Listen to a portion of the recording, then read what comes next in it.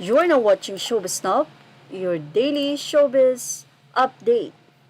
Ay Idris Alas, tila kinuyog ng ilang mga bashers. Ganun pa man, nagkaroon pa rin ng hating opinyon ang naging pagbabahagi ni Ay about sa Mother's Knows Best. Well, nagbigay kasi ng opinyon ang nasabi nga pong aktres, comedy actress queen na si Aya de las Alas, na Mother's Knows Best pa rin pagdating sa pag-aalaga at pagpapalaki sa mga anak.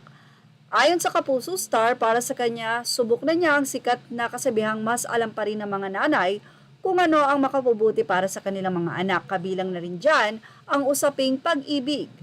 Ito ang naging reaksyon ng komedyana sa mainit pa ring issue sa pagitan ng two-time Olympic gold medalist na si Carlos Yulo at ng nanay niyang si Angelica Yulo, pati na rin ang girlfriend ng atleta na si Chloe San Jose.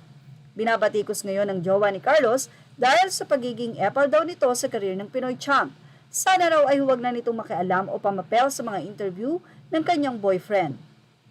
Sabi ni AI, nood po kayo and congratulations sa ating gold medalist na si Carlos Yulo at may konting opinion ako about dito sa mga bagay-bagay.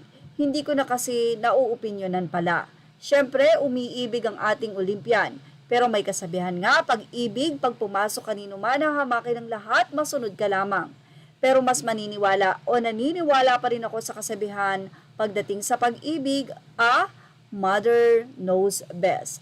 At sinabi ko din yan sa mga anak ko pagdating sa pag-ibig kasi na-experience ko na hindi sumunod sa nanay ko pagdating sa usaping love life. Ayon, flop lahat pero si Gerald nagustuhan niya o tama na naman si mother.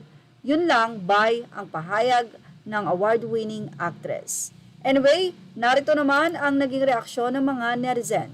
Well, ang mga netizen nagbahagi ng kanilang opinyon at ayon nga sa isang musika ni Arvin FB page, kwento ng isang respetadong tao, laging sinasabi ng tatay sa kanyang mga anak, kaya niyong higitan ng pinag-aralan namin ng inyong ina, kaya niyong lagpasan ang naabot at narating namin, pero hindi niyo kayang higitan ang pagiging magulang namin sa inyo. Kahit anong mangyari, magulang niyo pa rin kami. Hanga ako sa iyo bilang atleta pero sa pagiging anak, hindi. Ngayon, di mo kailangan ng magulang dahil meron ka. Marami ng pera. Darating ang araw, haharapin mo rin ang nanay mo. Napakasarap ng may magulang. Saka kung maghahanap ka ng partner, piliin mo yung hindi ka makikigatong sa hidwaan ng pamilya, bagkos tutulong mag-ayos ng gusot ng pamilya. Say naman ng isang netizen, kahit na may nagastos ang magulang na pera niya, sino ba, di ba pamilya niya nakuha lang sulsol ng partner kaya ganyan? Kaya nakikinabang sa'yo na alang pinaghirapan nung pinalaki at pinag-aral ka.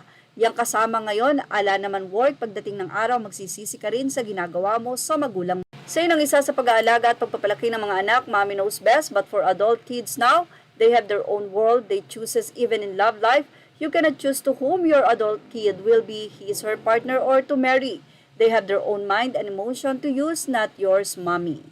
Say naman ng isa, hindi lahat ng bagay pwedeng pakialaman lalo na sa relationship ng anak.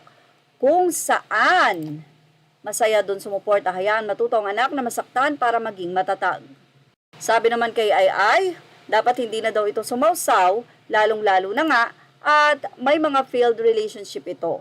Well, kaya nga sinabi ni Ay, may karapatan siyang magbigay ng advice dahil na rin sa mga na-experience niya na marami siyang hindi sinunod na payo ng ina, kaya ayon, marami siyang failed relationship. Pero yung last daw nagustuhan ng ina niya at ngayon ay maganda na ang relasyon niya.